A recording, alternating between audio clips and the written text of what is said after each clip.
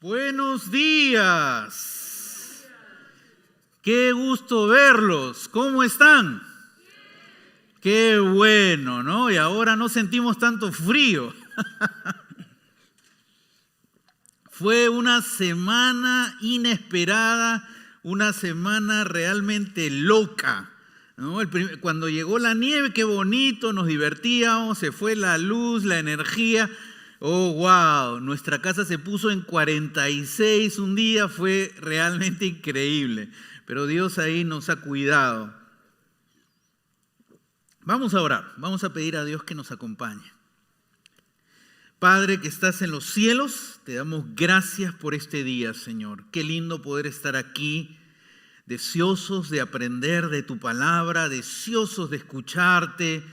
Padre, sé tú preparando el corazón de cada uno de nosotros para recibir el mensaje tuyo. Pedimos, Señor, todo esto en el nombre de Jesús. Amén. Amén. ¿A cuántos de ustedes les gusta ver películas? No pido que levanten su mano. Ok, muy bien. Ya varios levantaron su mano. Bueno, varios nos gusta ver películas. A veces cuando vemos películas es fácil de identificar quiénes son los buenos y quiénes son los malos. Siempre que estoy viendo una película con mi esposa, mi esposa me pregunta, y cuando se lo ha perdido un poquito me dice, ¿y quiénes son los malos? ¿Y quiénes son los buenos? Y a veces se puede decir rápidamente quiénes son los malos y quiénes son los buenos. A veces no es tan fácil, pero yo a veces volteo y le digo, todos son los malos. Un poco fatalistas hoy, ¿no? Pero en el mundo en que vivimos se nos ha enseñado que hay dos tipos de personas. Hay los buenos y hay las personas malas. Y eso, inclusive en las películas antiguas, yo no sé si ustedes, los adultos, se acuerdan, los jóvenes no se van a acordar, las películas antiguas donde salían los indios y los soldados, pues se ponía a los indios como las personas malas, como las personas salvajes, y se nos ponía a los soldados blancos como las personas buenas. Y esa forma de calificar quiénes son buenos o quiénes son malos realmente no es la forma correcta de decir. Encontré a alguien que estaba tratando de decir, ¿cómo? Yo sé cómo tú puedes definir quién es bueno y quién es malo. Así quiero saber. Bueno, alguien bueno es alguien que siempre ayuda al prójimo y cumple los 10 mandamientos. ¿Ok? ¿Y quién es malo? Bueno, malo es aquel que no ayuda al prójimo y que no cumple los 10 mandamientos. Frente a eso la pregunta es bien sencilla. ¿Quién de nosotros siempre ayuda al prójimo? ¿Quién de nosotros puede decir que siempre cumple los 10 mandamientos? No hay nadie aquí que puede decir que puede siempre ayudar al prójimo y siempre cumple los 10 mandamientos. Ahora, ¿cómo Dios describe a nosotros? Nos describe como quiénes son los buenos y quiénes son los malos. Vamos a ver en la Biblia, en Romanos capítulo 3, versículo 10.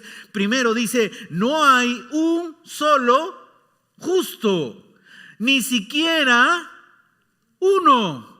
Romanos 3:10. Claramente Dios dice, no hay ni siquiera uno.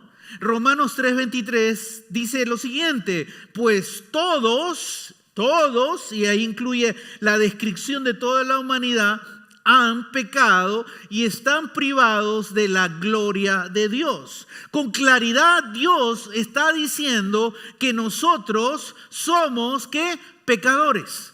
Toda la humanidad, no hay alguien que pueda decir, no, yo soy bueno, yo me salvo. No, la descripción que Dios hace del ser humano es un diagnóstico bastante claro en decir, no hay siquiera uno que puede decir que no es pecador.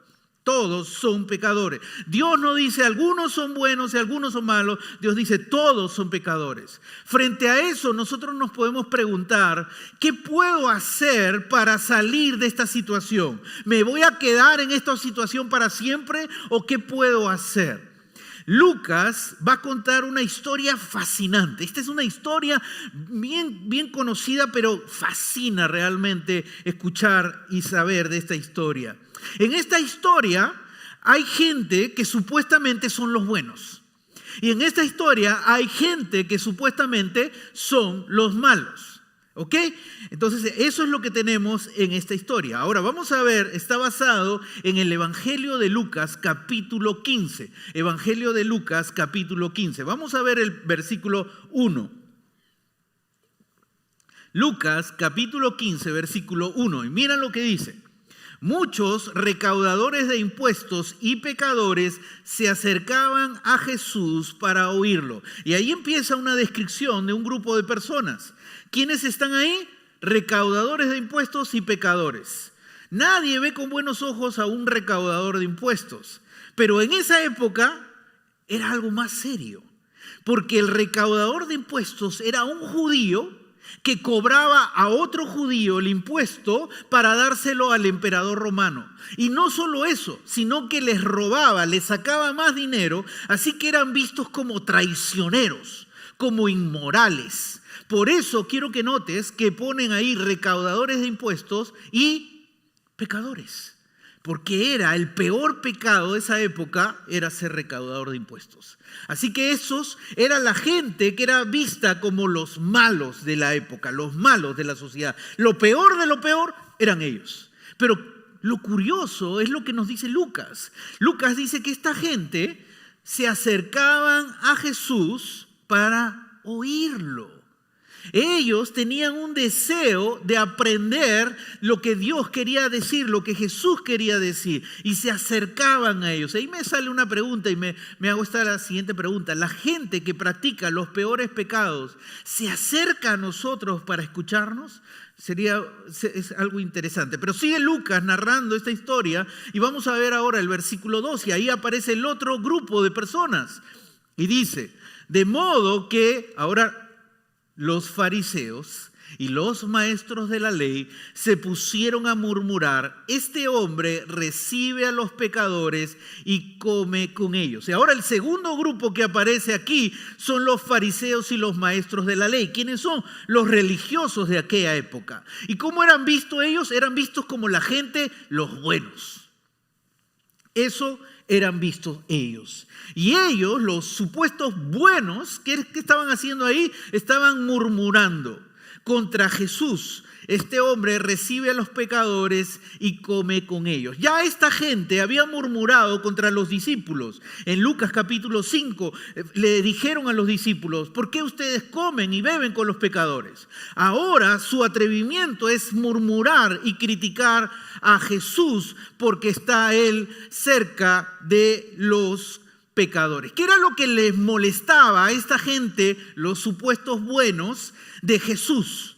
Le molestaba que Jesús estaba abierto para acercarse a los pecadores. Jesús no solo eso, sino comía con ellos y eso era señal de confraternidad. Por eso a ellos les molestaba mucho porque ellos no se acercaban a la gente supuestamente mala. Hay un pensamiento que había en esa época y que puede seguir existiendo. Los buenos no nos podemos relacionar con los malos. Ese era el pensamiento de los líderes religiosos de aquella época. Tan fuerte era este pensamiento que ni siquiera le enseñaban las leyes de Dios a la gente que era catalogada como mala porque no querían relacionarse con ellos. Yo soy bueno, no me relaciono con los malos. Ese era el pensamiento que existía en aquella época de la gente religiosa. Ahora, lo interesante es que Jesús ahí tiene dos grupos. Tiene a los pecadores, los peores de la sociedad, los mal vistos, y tiene a los buenos. Y los buenos están criticándolo a Jesús. ¿Cómo Jesús va a responder a esa crítica? Si dice una cosa, de repente los malos se van a enojar contra él. Si dice otra cosa, los buenos se van a enojar contra él. ¿Cómo va a responder Jesús a esa crítica que están haciendo contra él? Y va a utilizar tres parábolas. Una parábola, ¿qué es una parábola? Una parábola es una historia no real para ilustrar una verdad. Y trata de ayudarnos a conectarnos emocionalmente con esa verdad y trata de ayudarnos a entender una verdad compleja. Entonces Jesús empieza con tres parábolas y comienza con la primera y le dice que hay un pastor que tiene ovejas. ¿Y qué es lo que más ama un pastor que tiene ovejas? Sus ovejas. Para el pastor las ovejas son valiosas y cuenta que una de ellas se perdió. Una de las valiosas ovejas se le perdió. Y luego cuenta la segunda parábola, es de una mujer que pierde una moneda de gran valor. para ella esa moneda era muy especial y perdió esa moneda de gran valor. Quiero que notes algo. Jesús les está hablando a estos dos grupos totalmente diferentes de lo que es la pérdida. Todo ser humano va a entender lo que Jesús está hablando ahí, de lo que es perder algo valioso. Entiende lo que es sufrir la pérdida de algo valioso. Yo me acuerdo hace muchos años atrás, mi hija era muy pequeña, ella siempre ha sido muy independiente, desde pequeña lo ha sido. Y estábamos ahí en un Kentucky comiendo, mi esposa y yo y ella, y de repente ella se levanta y dice, me voy a los juegos. Y nosotros estamos en el salón de comida, todo era de vidrio, y el siguiente salón era los juegos. Así que no hay ningún problema. Le dije, ok, puedes ir. Ella sale, obviamente nuestros ojos están en ella porque es valiosa, y empezamos a mirarla. Y como todo era vidrio, dijimos, no pasa nada, vamos a ver qué entra y no vamos a sacar los ojos para que no se vaya a ir. Y en ese momento ella estaba volteando y no nos habíamos percatado que había un bulto que no iba a dejarla ver por segundos, pero eran segundos. Entonces simplemente yo esperaba que ella pase y salga de aquí, pero nunca salió. Entonces en ese momento mi esposa y yo nos paramos, fuimos corriendo a la sala siguiente, que era la sala de juegos, y empezamos a buscar a nuestra hija. No estaba ahí. Le dije, quédate acá, empieza a buscarla por todos lados. Yo empecé a irme por todos lados a buscarla y no la encontraba. Así que me fui a la puerta donde estaba el hombre de seguridad y le dije, mi hija se me ha perdido, no dejes salir a nadie que tenga una niña.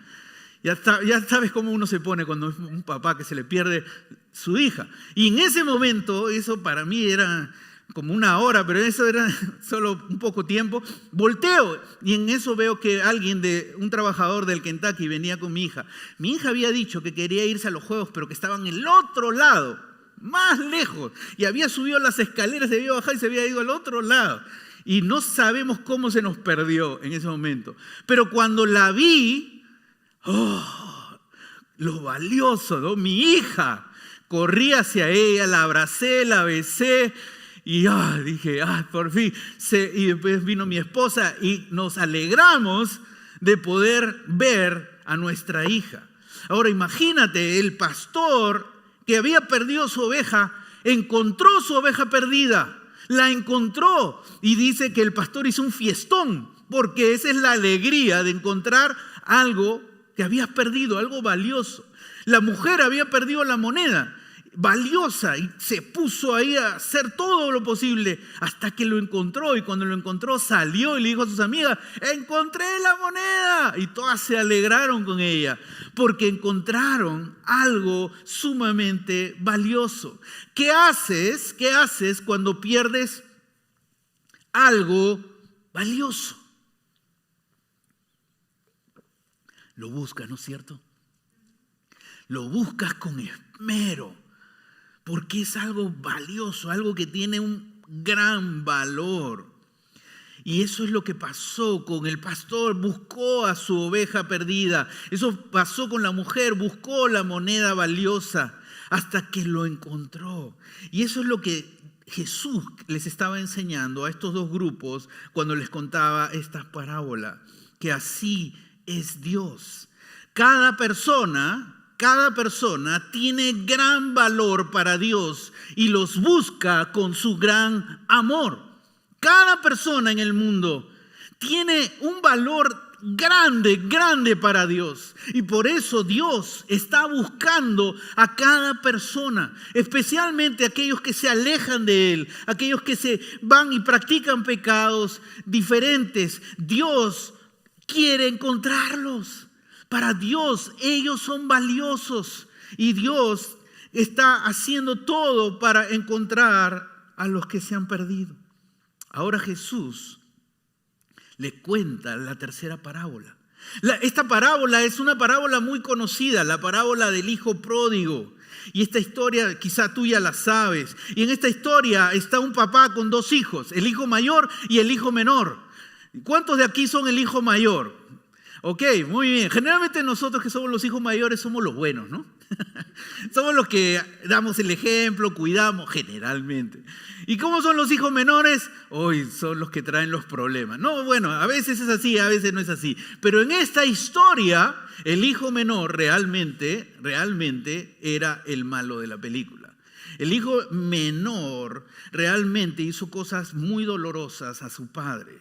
Va ante su padre y le dice a su papá: quiero que me des tú la herencia que me corresponde para yo hacer lo que yo quiera. En pocas palabras, lo que el hijo le estaba diciendo al papá es: quiero que te mueras para que yo pueda tener esa herencia. Pero como no te vas a morir todavía, vamos a hacer como si te mueres y dame la herencia.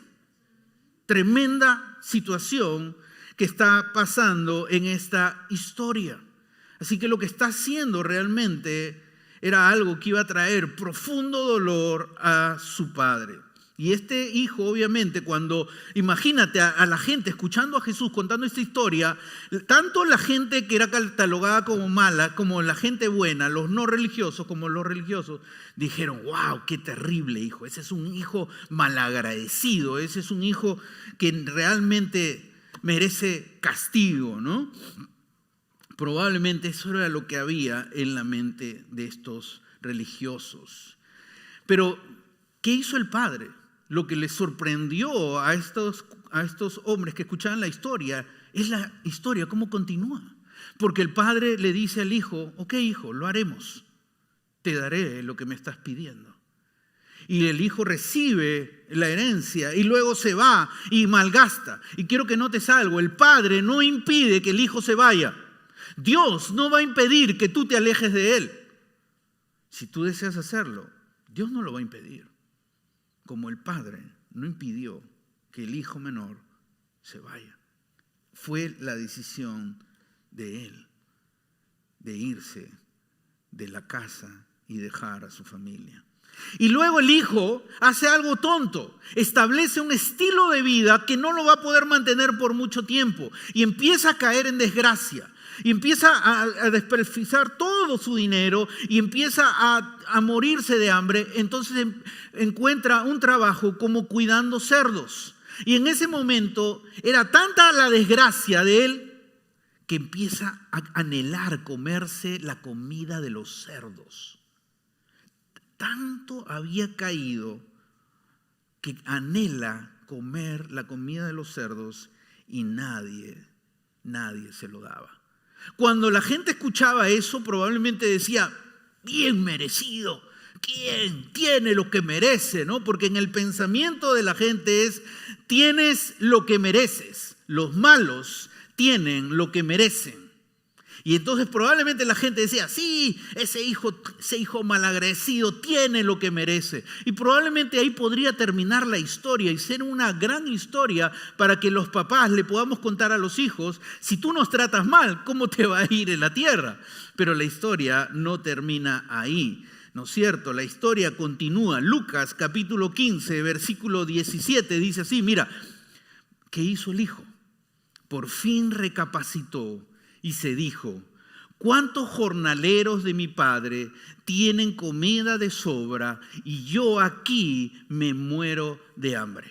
Empieza a reflexionar. Cuando ha caído en desgracia, empieza a evaluar cómo su vida ha sido el desenlace de su vida por estar separado de su padre. Ha caído en desgracia. Y el siguiente versículo 18, versículo 19, quiero que notes lo que dice: tengo que volver a mi padre y decirle: papá, he pecado contra el cielo y contra ti. Ya no merezco que se me llame tu hijo. Trátame como si fuera uno de tus jornaleros.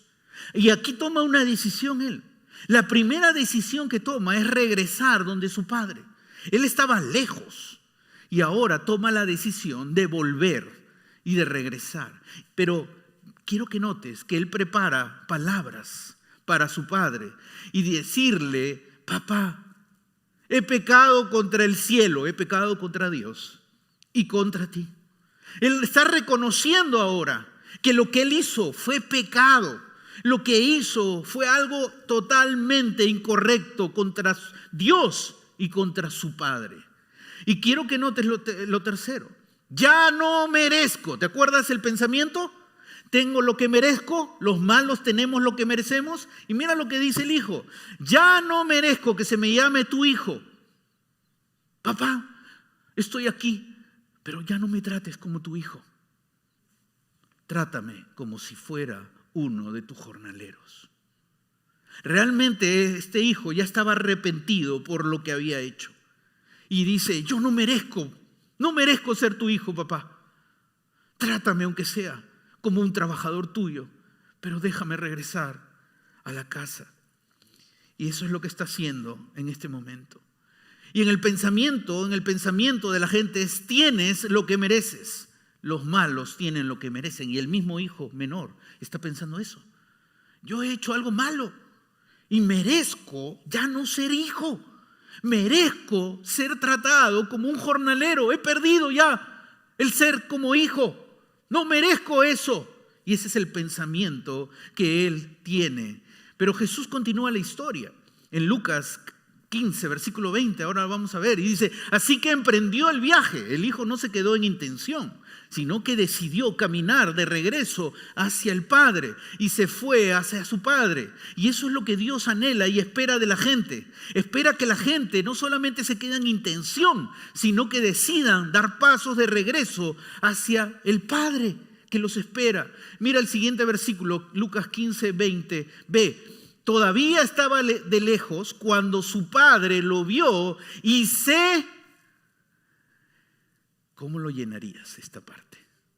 Cuando el papá ve al hijo malagradecido, al hijo que le dijo, hagamos como si hubieses muerto para que yo reciba la herencia, la malgasto y ahora regreso. ¿Cómo la llenarías esto? Y se enojó y se resintió contra su hijo.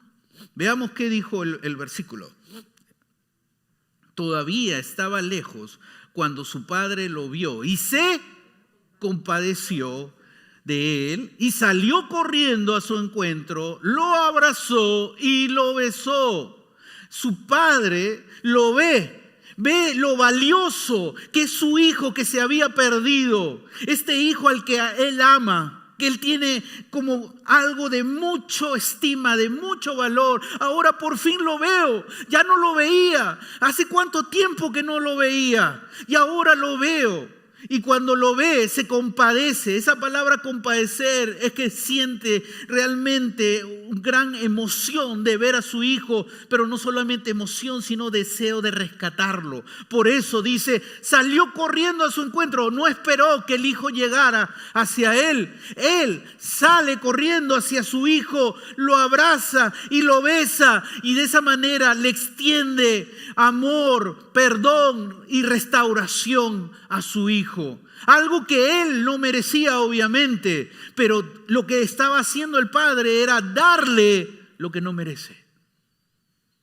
Darle lo que no merece en ese momento.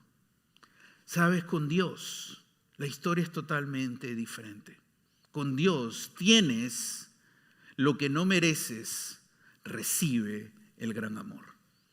Cada uno de nosotros que estamos aquí, Dios ha llegado a nuestra vida no porque lo merecemos. No lo merecíamos.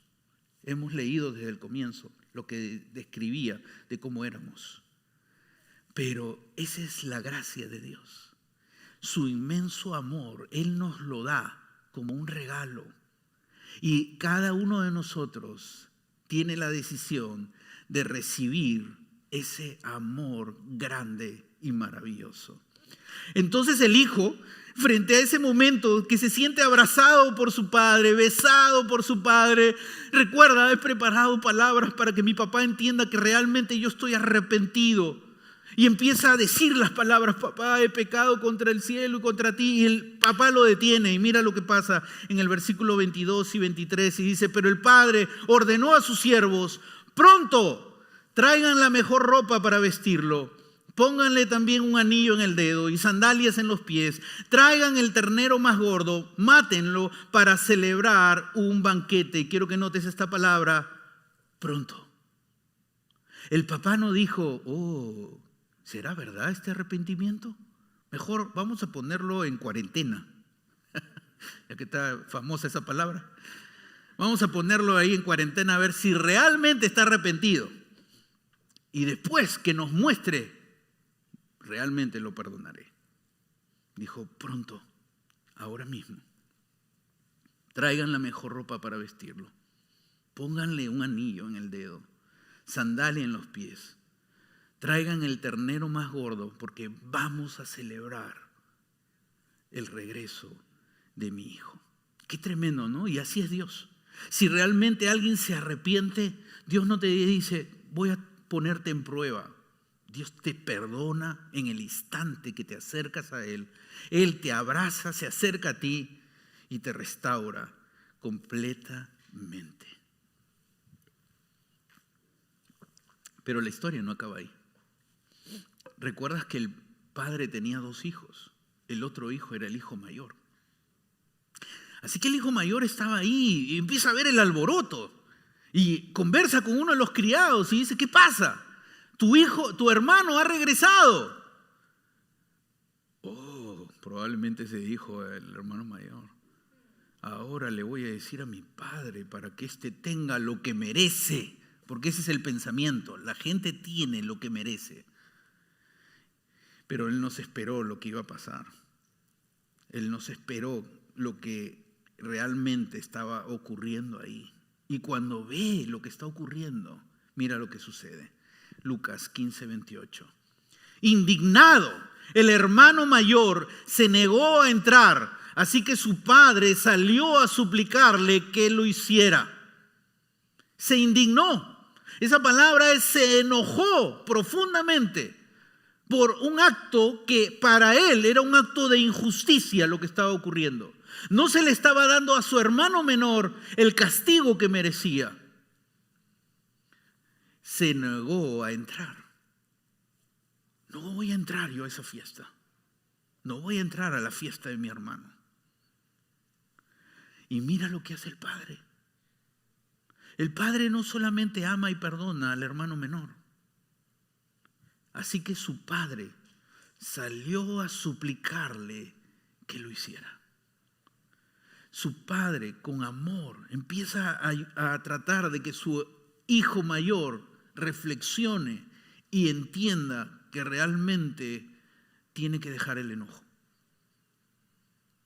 ¿Has conocido a un cristiano enojado con Dios? Enojado con Dios. ¿Por qué? ¿Por qué nos enojamos con Dios? El versículo 29 va a decirlo. Pero él le contestó, a su padre le contesta, fíjate, y aquí viene la clave, ¿cuántos años te he servido sin desobedecer jamás tus órdenes y ni un cabrito me has dado para celebrar una fiesta con mis amigos? Fíjate, yo he cumplido, yo he estado contigo, yo soy el hermano mayor y merezco que se me trate, merezco algo porque he cumplido, porque soy el bueno. Él en su mente, él no entendía lo que era la gracia. En su mente es, yo merezco porque yo he hecho algo para lograr eso. Y ese es el problema que el hermano tenía en ese momento. Fíjate cuántos años te he servido. Y algunos cristianos están como él. Porque él le está diciendo, ¿por qué mi hermano menor le has dado algo que yo merezco? ¿Por qué él tiene lo que yo merezco tener? Y algunos cristianos dicen a Dios, ¿por qué otros tienen ese matrimonio que yo merezco tener? ¿Por qué otros tienen el trabajo que yo merezco tener? ¿O por qué otros tienen la prosperidad que yo merezco tener? Dios, yo me convertí, yo asisto, aún en pandemia asisto. Te sirvo. ¿Y por qué él, que ve por online, tiene más? Lo pongo de forma cómica nada más. Porque él no entiende algo. La diferencia entre la palabra gracia y la palabra merecer. La palabra gracia es dar algo como un regalo no merecido. Así es como Dios opera. te da un regalo que tú no mereces. Merecer es dar algo como un premio, obtenido por mérito. Y en la mente del hermano menor está acá, del hermano mayor está acá. Y la gracia es el papá. El papá le da a su hijo menor lo que no merece. Él no merece regresar a casa. Él no merece que le hagan una fiesta. Ok, te dejo entrar, pero ¿qué fiesta ni fiesta? Mira lo que has hecho. No merece. Pero ¿cómo opera el padre? Con gracia. Le está dando lo que no merece. Pero el hermano mayor piensa diferente.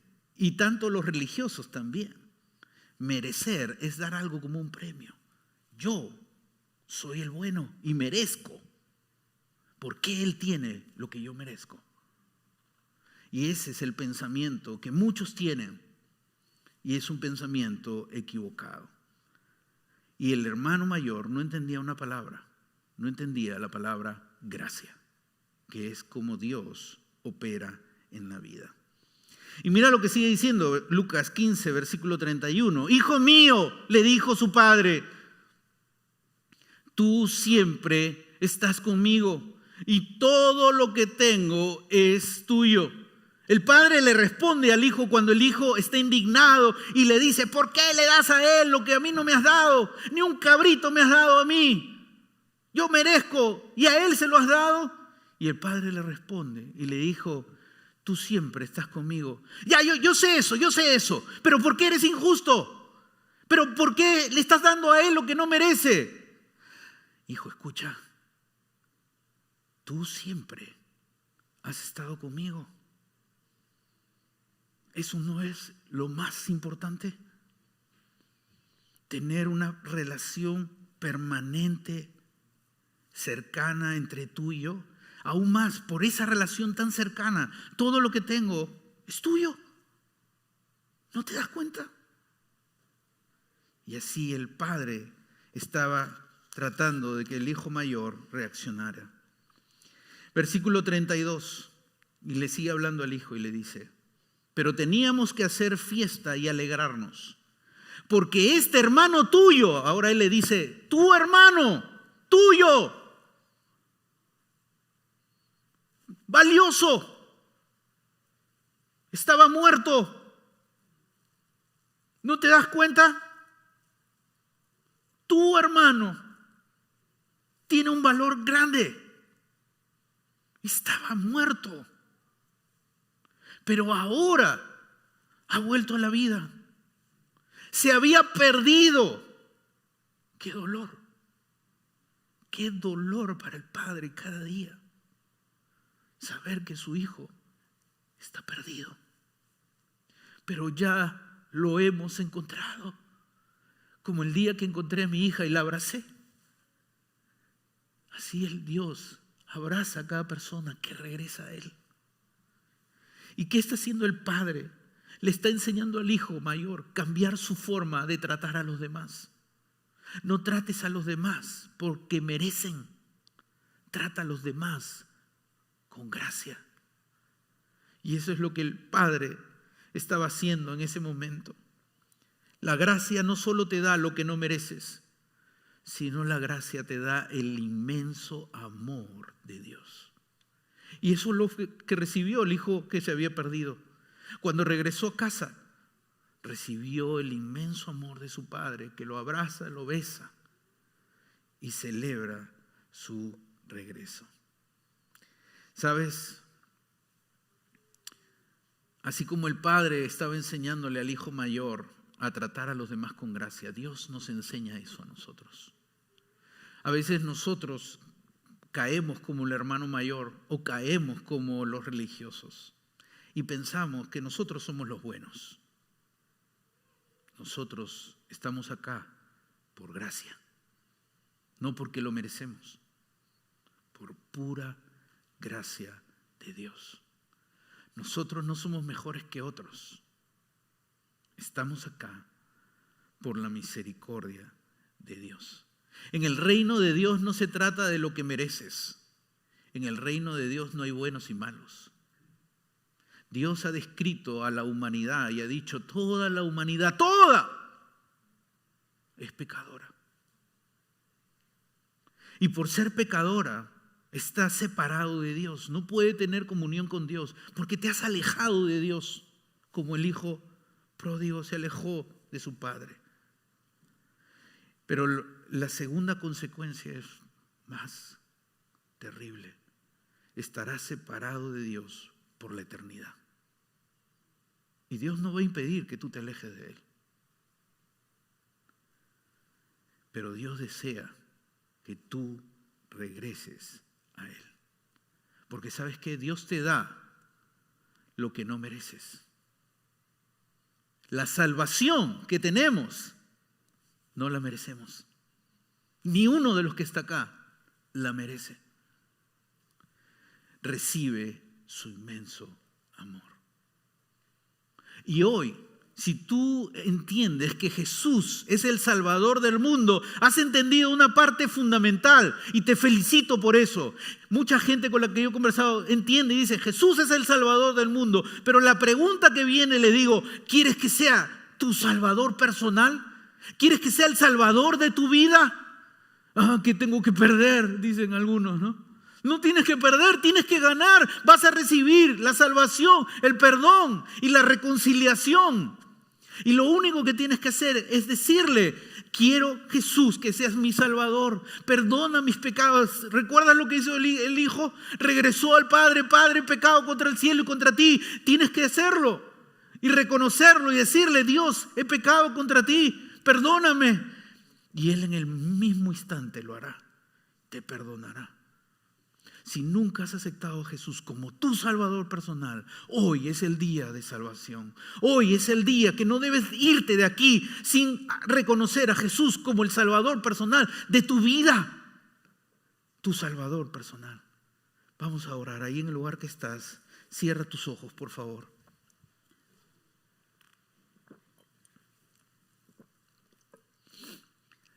Si tú hoy día quieres invitar a Jesús como el Salvador personal de tu vida, ahí en el lugar que estás, pídeselo como el hijo menor le pidió al Padre.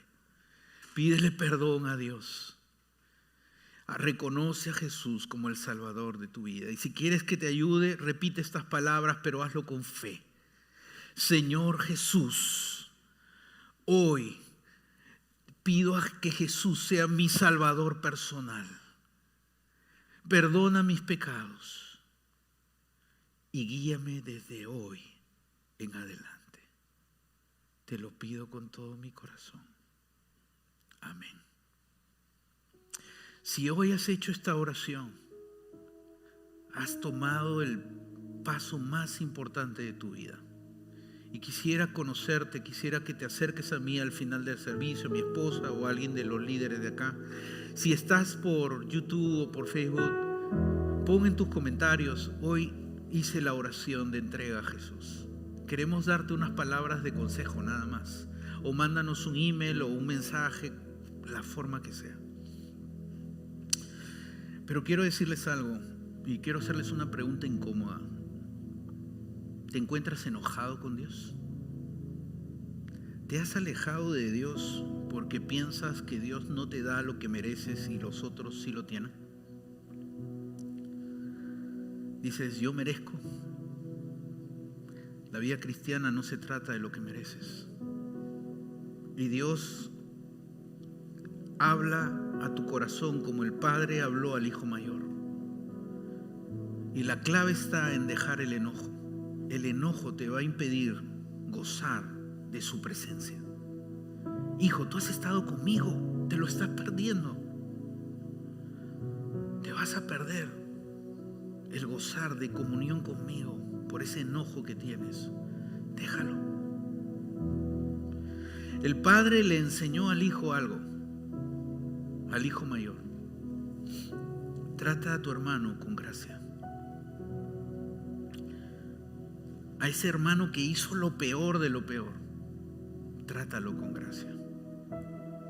¿Sabes? Hay gente alrededor de nuestra vida que se burla de Dios. Hay gente alrededor de nuestra vida que se burla de los cristianos. Yo recuerdo gente que se ha burlado de mí y sé de historias de ustedes, de algunos de ustedes que se han burlado de ustedes. Y yo recuerdo una persona que decía: ya verás al final.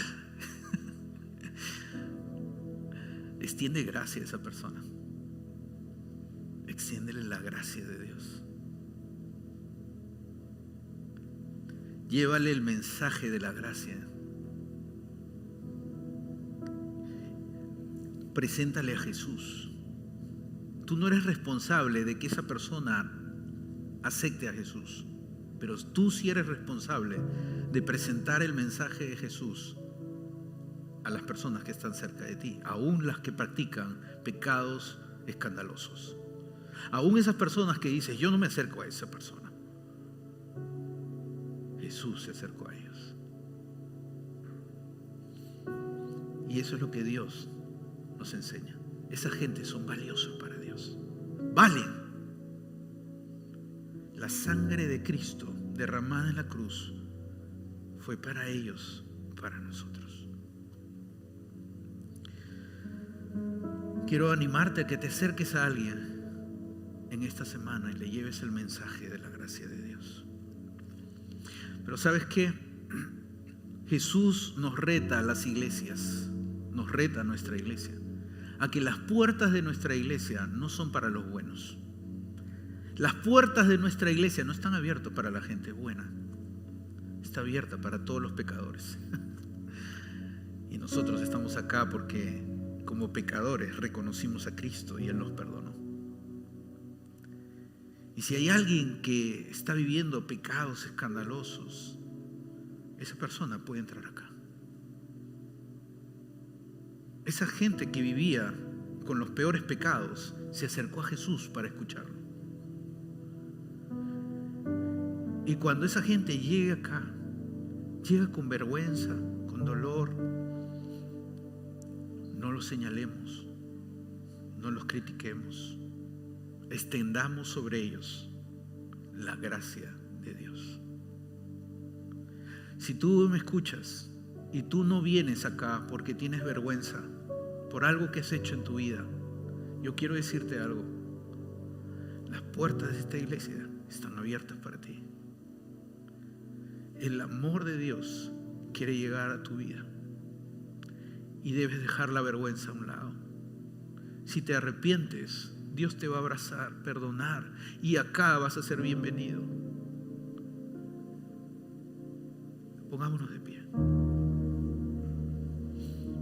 Cerremos esta serie con la canción Sublime Gracia, Inmenso Amor. Adoremos a Dios.